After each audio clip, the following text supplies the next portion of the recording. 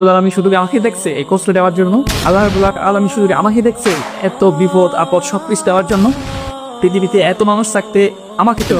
জীবন মানে হচ্ছে যুদ্ধ, জীবন মানে হচ্ছে সংগ্রাম, জীবন মানে হচ্ছে আমরা কষ্ট পেয়ে আল্লাহকে বলে যে আল্লাহ রাব্বুল আলামিন আসলে মানুষকে তার বান্দাকে কষ্ট দিয়ে পরীক্ষা করে, আর বান্দাকে কষ্ট দিয়ে পরীক্ষা করেন। আপনি যদি এই পরীক্ষায় উত্তীর্ণ হন তাহলে আপনার সামনের দিনটা, সামনের ভবিষ্যৎটা উজ্জ্বল হতে যাচ্ছে।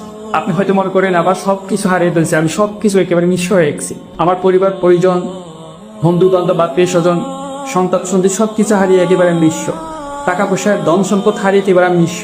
আমার মতো নিঃস্ব পৃথিবীটা কেউ নাই। আমরা মনে করি দুনিয়ার সফলতা আসল সফলতা।